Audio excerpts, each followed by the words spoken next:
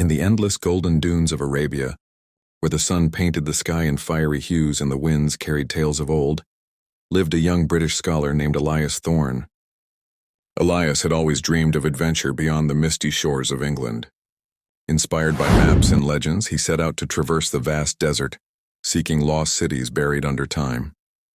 But the desert was no gentle host. It tested every soul with its scorching days and chilling nights. Elias rode a sturdy camel, his pack filled with books, water skins, and a journal brimming with sketches. One fateful day, as heat waves danced on the horizon, he stumbled upon a small oasis. Palm trees swayed like guardians, and a crystal pool reflected the azure sky. Here he met Amir, a proud Bedouin leader with eyes sharp as a falcon. Amir tribe had camped nearby, their tents fluttering in the breeze. They welcomed Elias with dates and tea, sharing stories around a crackling fire. But peace was fragile. Not far away dwelled another tribe, led by the wise elder Zara.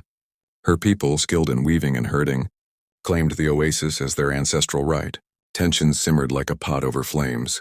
Skirmishes over water rights had scarred the land, leaving old grudges that no rain could wash away. Elias, with his outsider gaze, saw the pain in their eyes, the fear of loss, the ache for survival. One evening, as stars blanketed the sky, Elias shared his own tale. He spoke of his homeland, where rivers flowed freely but hearts often grew cold in isolation. "We are all wanderers under the same sun," he said. Amir nodded, his stern face softening. Zara, who had come in secret to listen, stepped from the shadows. Her voice, steady as the dunes, added her wisdom. "The desert teaches us that alone, we are grains of sand. Together we form mountains." A great trial soon tested their words.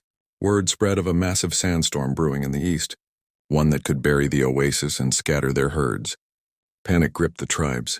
Elias, drawing from his books, proposed a plan. He suggested building barriers from woven palms and digging channels to divert the winds. But it required unity. Amir, strength in labor, Zara, knowledge of the land. At first, mistrust lingered. Warriors from both sides eyed each other warily. Elias bridged the gap with small acts of kindness.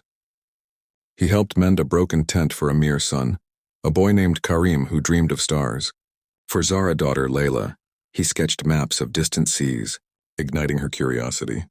Laughter echoed as children from both tribes played games in the sand, their innocent joy melting adult barriers. As the storm loomed, dark clouds swirling like angry spirits, the tribes worked side by side. Men hauled stones, women wove mats, and elders chanted prayers. Elias stood among them, his hands blistered but his spirit alight. When the tempest hit, winds howled and sand lashed like whips. Yet their barriers held, the oasis shielded. In the heart of the fury, Amir saved Zara from a collapsing dune, and she in turn guided his people to safety. Dawn broke with a gentle hush. The storm had passed, leaving the air crisp and the oasis reborn. Green shoots peeked from the soil, and birds sang melodies of renewal. The tribes gathered, no longer rivals but kin. They feasted under the palms, sharing bread and songs.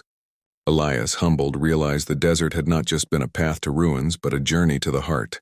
Years later, Elias returned home, his journal filled with more than maps, tales of bonds forged in adversity. The tribes thrived, their alliance a beacon for others. Karim and Layla, now grown, led with the lessons of unity, ensuring the oasis bloomed for generations. In that vast expanse, Elias learned that true adventure lay not in conquest but in connection. The desert, once a foe, became a teacher of warmth and hope.